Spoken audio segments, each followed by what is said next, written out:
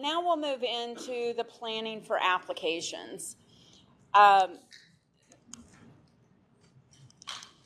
So I won't go back over this since we just went through this process, but it's very much like the state has to plan and prepare to be able to get the HUD funding. It is important for you all to plan and prepare to be able to get our funding. And so just like the state, we have our guidelines and regulations to follow, then you all will have guidelines and regulations to follow. So on our website, on every application or every cycle, you'll see a tab that's how do I apply? And under that tab is where you will find the application guidelines. So the details in the consolidated plan and action plan help provide a basis for the regulations on the application guidelines. If you'll think back to that pyramid, as it started with federal control and then it slowly kind of went up to where now it goes to state control with providing the guidelines, and now you all will have the application to fill out. So as part of that maximum feasible deference, the state can then create their own policies. And so, for instance, that would include our administrative manual and any other specific policy that we may need to put out. Then from that, the overall guidelines are created. And each set of guidelines has different regulations. And so we take what we have regulated from HUD on each one of those cycles. So whether it's your competitive cycle, and we're talking demolition, or it's an emergency cycle, or industrial infrastructure, each one has their own regulations. So planning for application. It is just as important as it is important for us to plan with HUD, it is important for you all to plan for our applications. That helps ensure a successful application and can also help reduce any of those items that we might find in that accuracy review process. So to start off, just like what the state does, you need to start looking at the goals, get with the communities, put some prioritization in there, do some strategic planning, to research your different options and start getting a plan in place so you're prepared to fill out the application. Make sure to review the application in full before the application is started. Joe's mentioned that we're going to try simplifying the application. There are still all the regulations from HUD and then ours that still have to fit into that application cycle. So we are going to work on that. But as any of you that have applied for our funding know, our applications are not easy. And so it's super important to understand what is going to be needed. Identify what your national objective is going to be. The majority of our cycles are going to be the LMI, but it's super important to be prepared for that because it's up to the applicant to provide that supporting documentation in that application.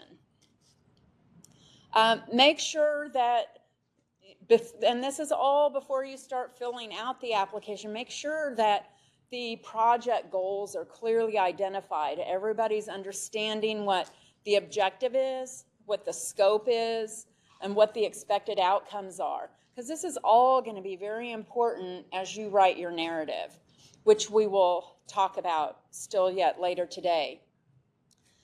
Kind of get a budget developed in mind ahead of time. I mean, at some point, there's going to be discussion with an engineer likely, and there will be more of an official budget, but it's important to get that idea of what the project is going to cost, So then you can work through, how are we going to pay for it? If CDBG only gives us X amount, how are we going to fill in?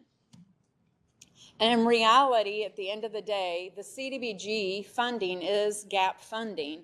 And so it's important to try to identify those funding partners. Be prepared. All of these steps will help you be prepared to have a successful application. Make sure that you're identifying what letters you're going to need, what agreements, the ordinances that are needed, your resolutions, and any of those miscellaneous documents. A lot of those documents cities already have. And make sure, as you're preparing for this application cycle, that the necessary documents are signed. That's probably one of the top things that we find in our accuracy review, is that we're getting documents coming in unsigned. Minutes should be signed. The certification from the E-Verify should be signed. We've even had resolutions come in unsigned. So just those are the kind of things just to watch for as you're gathering the documentation for the application. And then as part of this, like, plan it out ahead. Look at who's going to be the responsible entities. What agency is responsible? Who's going to write this? Who's researching?